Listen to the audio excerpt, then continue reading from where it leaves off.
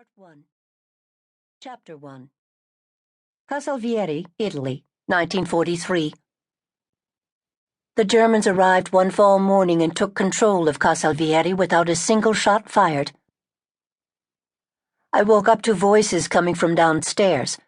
I was close enough to understand parts of the conversation, but some of the words were spoken with a thick foreign accent that I had never heard before. It was not a strange thing for me then. My father was the unofficial leader of the village, a village too small really to have any kind of government, and he frequently had visitors coming to him, some at all hours of the morning or night. There were 2 rooms upstairs. One was for my father, the other for me, my sister, Iola, and my brother, Emidio. Looking over at their bed, I could see they were still asleep, huddled together for warmth. I kicked off the sheets and put on a heavy sweater, then my shoes. Halfway down the stairs, I could glimpse the big table in the kitchen where our family ate all of our meals. It was a thick, sturdy table, with dents and scrapes that lightened the dark, rich wood, and marked the many years of use it had seen. My father had been born on that very table, and we had literally grown up around it. My first image of the visitors was the shoulder of a gray uniform and a matching gray hat with a black visor. Not knowing much about armies and uniforms, I nonetheless knew enough to recognize the clothes as belonging to a soldier. And then I heard another language, thick and guttural, with occasional sharp-sounding words. And I knew. There had been much talk recently of the Germans establishing a line of defense across the middle of Italy. Casalvieri was several miles north of Mount Cassino, the highest point in central Italy with a commanding view over the Mignano Gap, the most direct route north to Rome.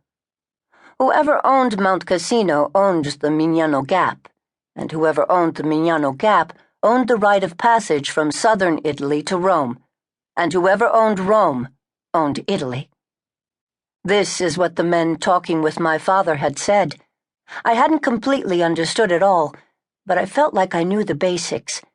The talk had centered on the threat of an Allied capture of Sicily and other islands in the Mediterranean, and how they would work their way up to us. If it was true, the Germans would be taking over small towns like Casalvieri along a line cutting east to west, across Italy. Judging from the presence of German officers in our kitchen, I assumed the talk was true. As I continued down to the bottom of the stairs, my father's voice boomed out, "Benny, come meet our guests." I walked into the kitchen and eating area, one long room that functioned as our primary living space.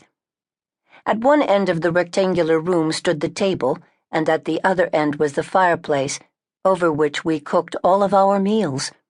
On an iron rack next to the fireplace hung the pots, pans, and cooking utensils. My father was standing next to the kitchen table with 2 men. One was a big man with a full belly, silver hair, and a ruddy complexion.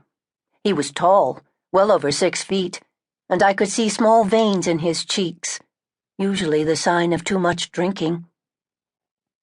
The other man was thin and pale, with fair hair that matched the colorless gray of his eyes. He was tall, but not as tall as the first. Next to them, my father looked even shorter and rounder than he normally did. "This is my daughter, Benedetta," my father said. "Benedetta, this is Colonel Wolfe." I shook hands with the large, ruddy man. "And this is Lieutenant Becker," my father said, and I shook hands with the thin German soldier. "A beautiful daughter," Wolfe said, as the men took their seats at the table. "How many children do you have, Signor Carlessimo?" He had a heavy accent, but his Italian was surprisingly good. His voice was gravelly, and he sounded tired, but there was a pleasant smile on his face. "3, Papa said. "Und your wife?" "She died with the 4th. I had retrieved the coffee pot from the small wire hook that held it over the fire. The metal was chipped and dented, scratched here and there, but it still worked.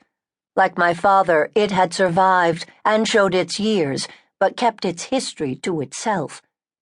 He rarely spoke of Mama. and I knew that he wished not to